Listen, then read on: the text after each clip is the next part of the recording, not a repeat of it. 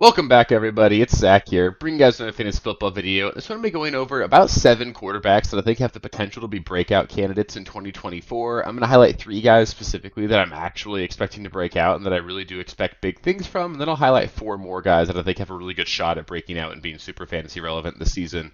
This video is going to focus on the quarterbacks. I'll do a follow-up video on the running backs, wide receivers, and tight ends as well. So there'll be 3 more videos in this format.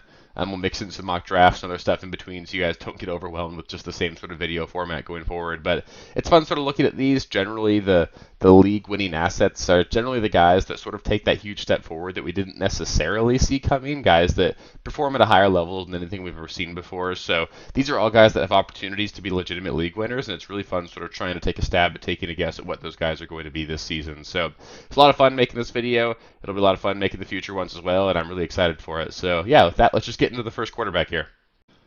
So starting things off with my personal favorite here, that's going to be Anthony Richardson going into year 2 of his NFL career. And this one for me is honestly just really all about the health of Anthony Richardson. We saw how truly dominant Richardson can be in fantasy and now just on the NFL field last season in 3 games in which he played at least 35% or 30% of the snaps last season. We saw Anthony Richardson put up 21.9, 17.7, and 29.6 fantasy points. I'll note that in week 2 he put up that 17.7 fantasy points in just 32% of the snaps he left after about a quarter of action, and we just know how dominant he is. He's clearly a guy that's going to run the ball quite a bit, going to be a threat to potentially put up double-digit rushing touchdowns this season just with how big of a body he is. He's really built like a Cam Newton kind of guy, a guy that could easily put up massive numbers. And we saw the Colts be extremely fast-paced last season. That's obviously something we want to see out of fantasy assets because the more plays your team runs, the more opportunities you have to score fantasy points. So that's obviously a huge plus for Anthony Richardson as well.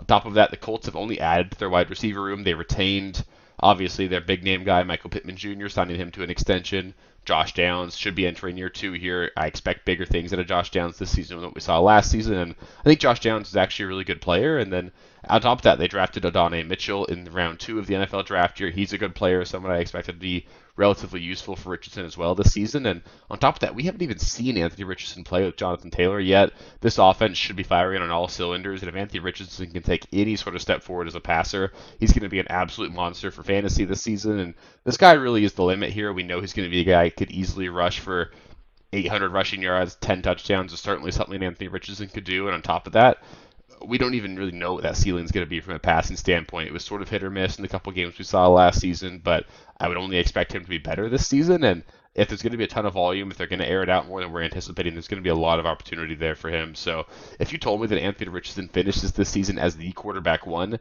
I don't even think I'd necessarily be shocked. I would assume obviously that means he stays healthy, but if he plays all 17 games, I think he's just as likely to be the quarterback 1 in fantasy this season as pretty much anyone else. So if you want to take him just after that tier 1 of guys, take him right after Jalen Hurts and Josh Allen, I have no qualms about that. I think he's easily a guy that could be a monster pick, and getting him in the 5th round is certainly a really great value right now. I love taking him there. Up next, we've got CJ Stroud, who is another player that I really think could put up just some absolutely mind-boggling numbers this season. And this one might seem a little bit obvious, but I think he's just got a really good shot to even grow and develop beyond what we saw last season. And the big thing I expect him to take a step forward on is going to be that passing touchdown number. It's really tough and really rare, really in general, for rookie quarterbacks to come in and put up a big touchdown total. And we saw that with CJ Stroud last season. He may have led the NFL in passing yards per game, but he still only finished the season with 23 passing touchdowns. And despite all of that, he was still the quarterback 5 in points per game from week 9 on. We've seen him be a top-tier fantasy quarterback already, and really the weapons around him are only going to get better this season. Tank Dell's entering year 2. We expect him to take a step forward. Stephon Diggs coming over in the trade from Buffalo. He's a player that we know is at least going to be good enough to elevate C.J. Stroud. We don't know exactly how good Stephon Diggs will be himself for fantasy, but he's certainly going to give C.J. Stroud one more weapon to look at. And then Joe Mixon was added to the backfield as well. Maybe not the same kind of player that he once was, but he's still a much better player out of the backfield as a pass catcher than what they had there previously. And on top of that, it's in year 2 for Stroud. I think we can expect him to take a step forward as well. He's a hard worker. I fully expect him to be someone that's going to take a step forward and be even better than what he was last season. And I think he ends up being, or sort of coming out as one of the few quarterbacks that has a legitimate shot at throwing for 5,000 yards and 40 touchdowns. It's a really short list of guys that I think have that upside, and CJ Stroud really does. If he does that, he's clearly going to be the quarterback 1 for fantasy, so he's definitely got that in his range of outcomes.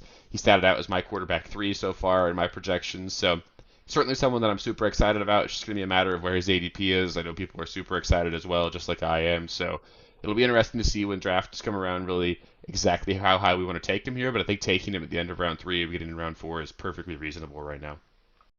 And the last quarterback that I'll specifically highlight here is going to be one that's actually getting drafted a lot later, and this is the guy that I think you might actually find sort of that diamond in the rough with, and that's going to be Jaden Daniels. And really, it just comes down to his athleticism for me. He's an extremely mobile quarterback, and we know how much of a cheat code that can be in fantasy, especially in 4-point per passing touchdown scoring. That very much elevates the value of rushing quarterbacks, especially quarterbacks that can score on the ground. And I think there's an opportunity here for Daniels to potentially throw for even less than 20 passing touchdowns and still end up being super valuable this season.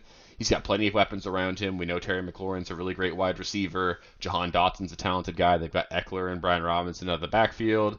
Zach Ertz and Ben Sinnott at the tight end position. This is a good offense outside of Jaden Daniels, and he could easily rush for 800 plus yards as well. Every single quarterback who's ever finished with 800 or more rushing yards has finished in the top 10. Think about Lamar Jackson. He's done it 3 times. Justin Fields did it in 2022. Kyler Murray did it in 2020. Russ did it in 2014, and RG3 did it in 2012. And all of those guys were super magical, super valuable for fantasy. And Jaden Daniels is currently being drafted as the quarterback 18. Obviously, 800 rushing yards is certainly on the upper end of what we can expect for Daniels here, but he's going to play probably all 17 games, or at least he'll start from week 1. So, assuming health, he's going to be a guy that's going to play all season. And he's a guy that I do expect big things for on the ground, and he should get better and better as the season progresses as a passer as well. So, super excited about the fantasy potential here for Jaden Daniels. I don't necessarily know if he's going to work out from an NFL standpoint, but we've seen, think about like what I just mentioned with Justin Fields in 2022. He was super magical, super valuable for fantasy, and he's obviously not a guy that worked out from an NFL standpoint. So you don't need to be a good passing quarterback to end up being valuable for fantasy. Jaden Daniels could easily do that, and I'm super excited to see him potentially be one of those late round guys that really takes you over the top this season. So Jaden Daniels is one of the guys that if I miss out on those like quarterbacks that I'm super excited about, I like taking a guy like Jared Goff and pairing him with Jaden Daniels and just seeing what happens there, because I think Jaden Daniels could certainly be a league winning asset this season.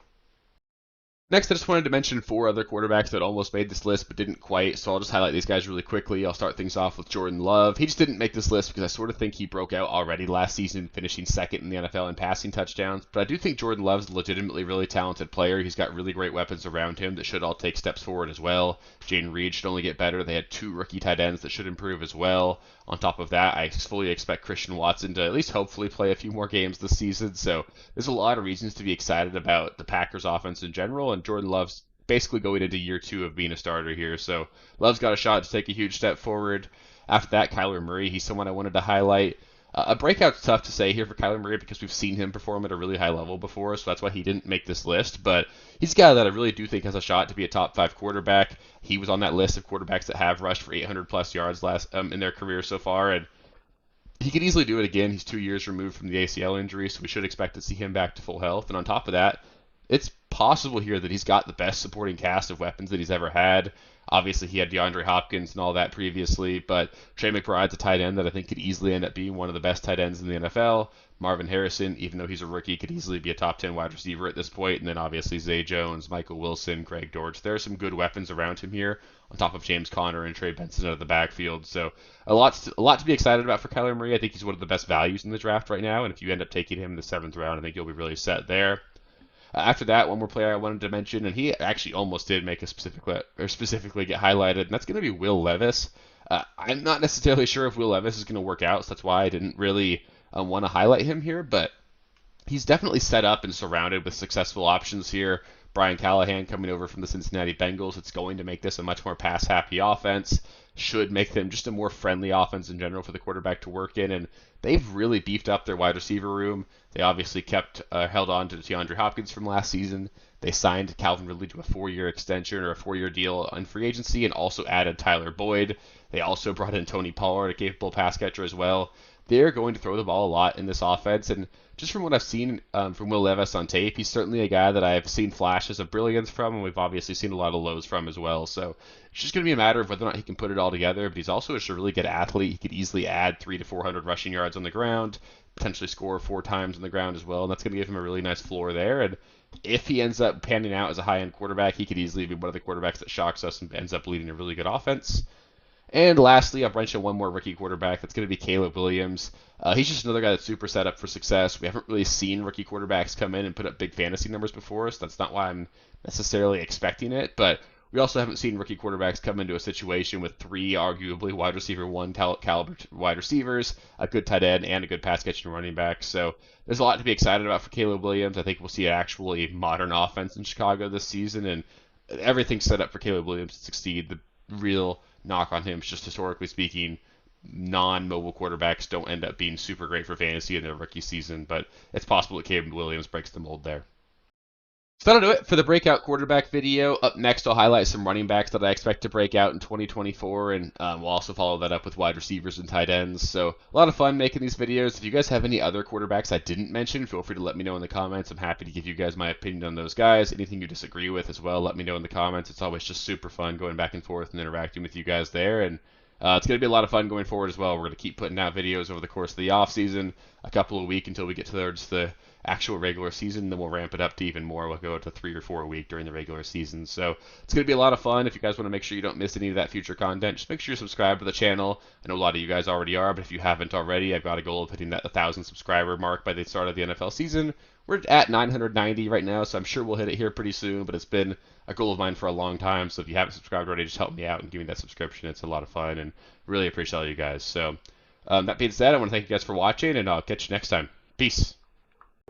Thank you guys for watching. If you haven't already, please be sure to subscribe to the channel, like the video, check out these other videos here if you haven't. If you want more content, please feel free to follow me on Twitter at RealSteelFFB. I'll be more active on there as the season goes on. Thanks. Catch you later.